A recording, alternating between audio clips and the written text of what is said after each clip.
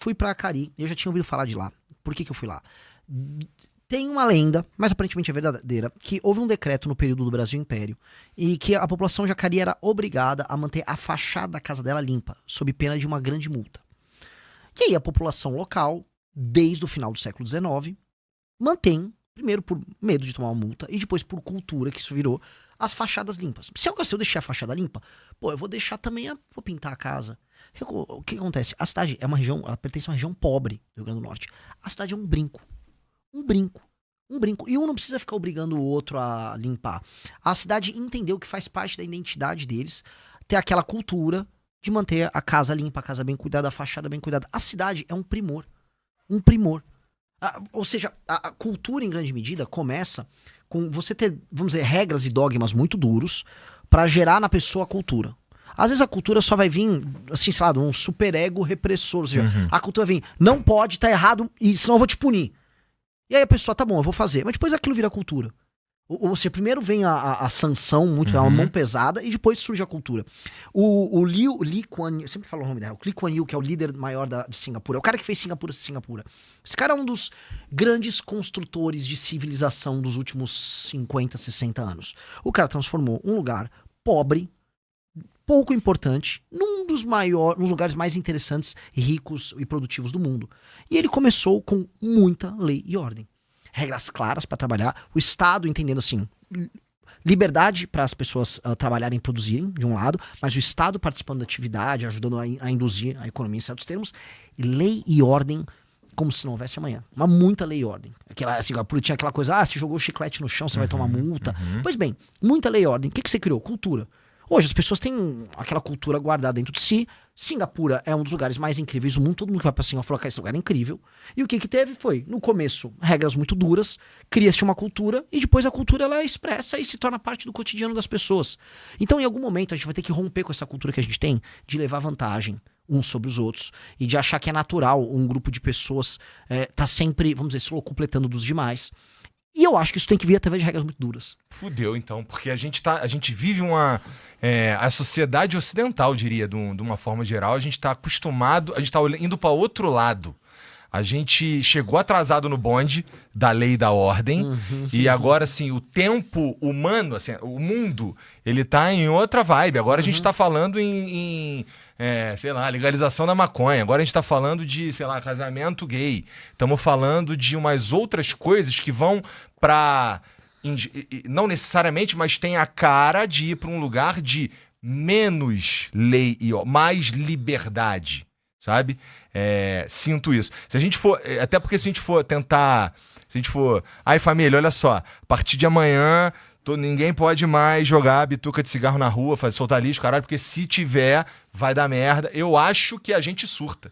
Que nem... Você acha? Deixa eu te perguntar um bagulho. Você posso jogar uma pimenta?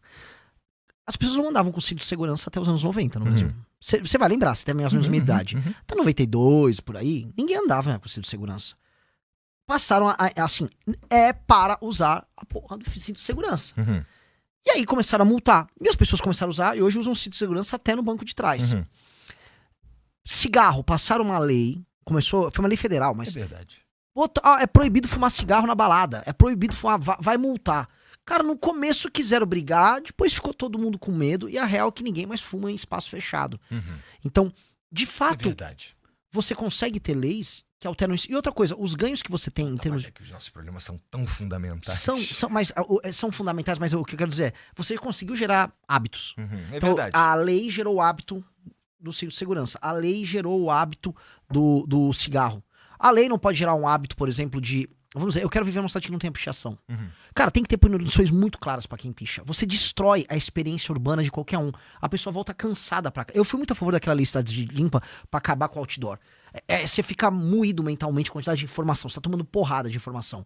Também acho que é humilhante pra um trabalhador ficar com barulho em casa na hora que ele tá dormindo. Então tem que ter muita dura contra quem tá fazendo isso. Também acho que a pichação destrói a propriedade e a experiência urbana de todos. Ou seja, uma invasão no espaço dos outros. Vamos meter lei e ordem em todos esses temas que tornam a nossa vida pior. Porque, assim, as nossas cidades no Brasil são muito feias. Quem tá nos assistindo agora sabe, a sua cidade, ela é feia. A cidade de todo mundo é feia. A menos que seja o Rio de Janeiro na Zona Sul. Exato, assim, eu tenho uma... Aí tem umas no Nordeste. O problema é... Tem a tripinha do Brasil que é uma legal. tripinha. O problema é que a tripinha tem a tripinha dela, que é a faixa litorânea. Ah, é? Andou 3 km pra dentro, É verdade. começa o problema. É verdade. Andou 3 km pra dentro do... A experiência de quem tá na Barra da Tijuca é diferente da de quem tá em Madureira. Exato. É. E isso, quando a gente vai pegando pra todos os litorais do Brasil, é uma desgraça. E aí as cidades do interior? As casas nossas têm muro.